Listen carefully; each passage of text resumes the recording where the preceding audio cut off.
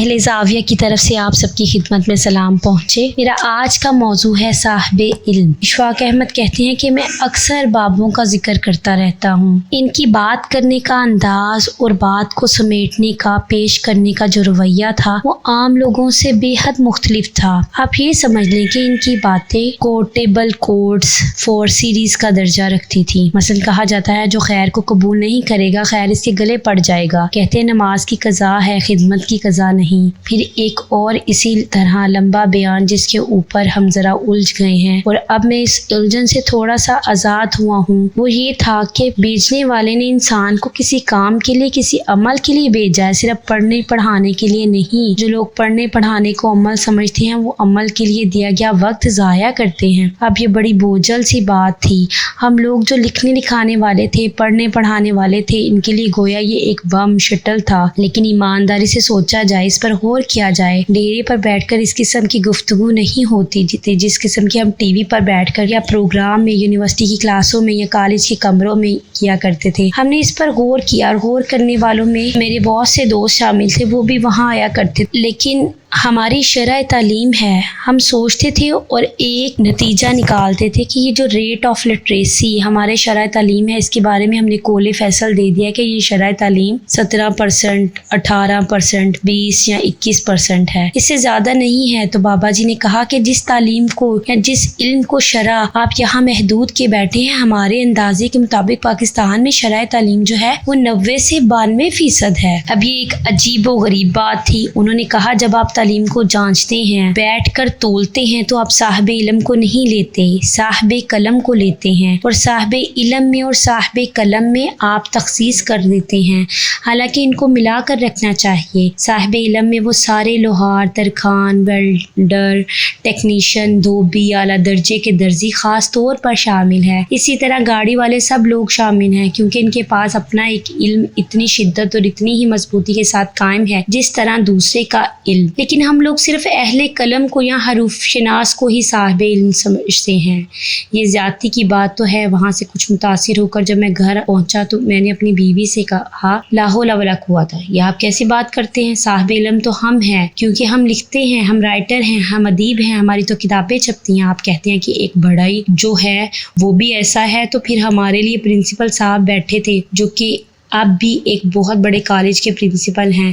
اشفاق کی بات بالکل زیادتی کی بات ہے۔ انہوں نے کہا ہم ان کو کیسے صاحب علم کہیں؟ میں نے کہا آپ کا کیا شعبہ ہے؟ انہوں نے کہا کیمسٹری۔ وہ کیمسٹری کے پروفیسر۔ میں نے کہا دیکھیے پروفیسر صاحب، اگر کیمسٹری کے شعبے کی اور آپ کی لیبارٹری کے دروازے خراب ہو جائیں اور آپ نے انہیں تبدیل کرنا ہو تو آپ کس کو بلائیں گے؟ تو انہوں نے کہا ترخان کو بلائیں گے، بڑھئی کو بلائیں گے، کارپینٹر کو بلائیں گے۔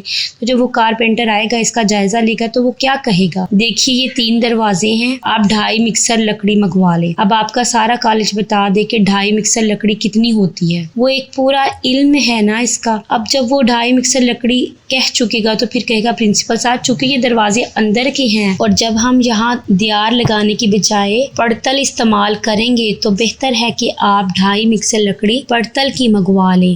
اور جب آپ کا اکاؤنٹ آفیسر جانے لگے تھا تو وہ پھر کہے گا یہ پورے 6 فٹ دروازے نہیں ہیں، 5.5 فٹ ہیں، اس لیے آپ شہتیری نہ لیں، پھاڑا لے لیں۔ تو یہ کچھ ٹرمز ہیں، پورے کا پورا علم ہے، وہ آپ کے دیکھتے دیکھتے ان چوکھٹوں کے اوپر دروازے چڑھا دے گا، تو وہ صاحب علم ہے یا نہیں؟ کہنے لگے ہم تو صاحب علم نہ کہیں گے، لیکن ہم اسے اپنے فن کا ماہر کہیں گے۔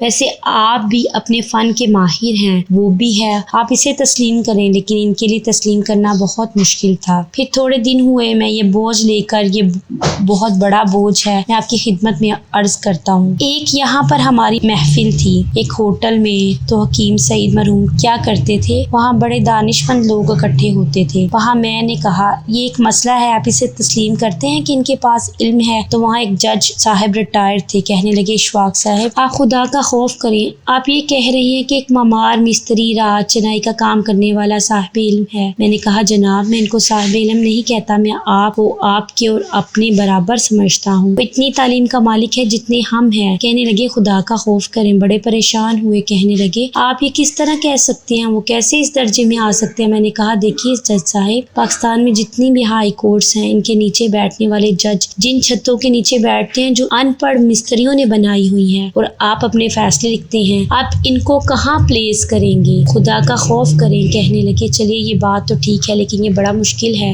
اس کو اس حد تک برداشت کرنا۔ پھر انہوں نے کہا دیکھیے میں آپ کو یہ رائے دیتا ہوں پروفیسر، کہنے لگا آپ کو ان کو اسکلڈ لیبر کہہ لیں۔ میں نے کہا آپ انہیں ٹیکنیشین کہیں۔ جب بھی آپ بات کرتے ہیں، بڑے بڑے مضمون لکھتے ہیں، سائنس اینڈ ٹیکنالوجی کی بات کرتے ہیں، سائنس تک آپ پہنچتے ہیں، ٹیکنالوجیز تک آپ نہیں پہنچتے، تو پھر اس ملک کا کیا بنے گا؟ ہاں کیوں کہیں گے ان کو اسکلڈ لیبر، کیوں کہیں گے؟ کہنے لگے نہیں، اس بات پر کچھ دیر جھگڑا چلا۔ وہاں پر ایک ڈاکٹر صاحب تھے، بہت اچھے آدمی تھے۔ ڈاکٹر صاحب کہنے لگے اشفاق صاحب دیکھیے اتنی رعایت آپ کو دے دی ہے کہ اسکلڈ لیبر کہہ لے۔ میں نے کہا ڈاکٹر صاحب آپ کی خوبصورت ہسپتال کے اندر جہاں آپ ہارٹ کا بائی پاس کرتے ہیں، اس کے باہر ایک ویلڈر ہے، وہ ویلڈر بھی ٹانکا لگاتا ہے، آپ بھی ٹانکا لگاتے ہیں، تو آپ میرے حساب سے دونوں برابر ہیں۔ دیکھیے ویلڈر بھی تو کمال کا کام کرتا ہے۔ کہنے لگا یہ برابر کیسے ہو گئے؟ میں نے کہا دیکھیے میں ویلڈر کی گن آپ کو دے دیتا ہوں، کتنے بڑے آپ ڈاکٹر ہیں، آپ سے کہتا ہوں مجھے ایک ٹانکا لگا دے تو آپ نہیں لگا سکتے۔ تو کہنے لگے یہ تو کبھی ہم نے سوچا ہی نہ تھا، اس کے بارے میں اب کیا فیصلہ کریں؟ میں نے کہا اس کے بارے میں بہت سنجیدگی سے فیصلہ کرنا چاہیے، آپ اتنے بڑے صاحب علم کو کاٹ کر پھینک رہے ہیں، اپنے اور ان کے درمیان بڑی خلیج پیدا کر رہے ہیں جس نے آپ کے ملک کو بہت کمزور کر دیا ہے۔ اب مجھے یہ بتائیے کیا آپ ان لوگوں کو وہ عزت نفس لوٹا کر دینا چاہتے ہیں یا نہیں؟ وہ سیلف رسپیکٹ جس کے وہ حقدار ہیں، جیسا کہ ولایت کے مہذب ملکوں میں ان کی تنخواہیں زیادہ نہیں ملتی، پیسے ان کو زیادہ نہیں ملتے، لیکن عزت تو ان کو وہی ملتی ہے جو بانڈ اسٹریٹ کے ایک لارڈ کو ملتی ہے یا چلی کے ویلڈر کو ملتی ہے۔ کہنے لگے ہمارے چونکہ ایک ہندو کا نظام ہے، ذہنوں میں چلتا آ رہا ہے منوں کا، براہمنوں کا، کشتری، ویش، شودر، وہ نکل نہیں سکتا، اس لیے ان کی بڑی شدت سے غور کیے جانے کی ضرورت ہے۔ ہم لوگوں نے ایک لائن ڈرا کر لی ہے اپنے پڑھے لکھے اور ان پڑھ طبقے کے درمیان، جس کو اشفاق صاحب اسکلڈ لیبر بول رہے ہیں، ان کو بھی عزت ملنی چاہیے اور یہ گیپ جو ہے وہ ختم ہونا چاہیے۔ یہ لوگوں سے میل ملاقات کرنے میں، لوگوں کے ساتھ گھلنے ملنے میں وہ اتنا کیوں پابند ہوتے ہیں؟ اپنی ذات کے اندر وہ آگے نہیں چل سکتا، اگر وہ ملے تو کچھ فائدہ پا سکتا ہے، اس کی ذات کو بھی معاشرے کو بھی۔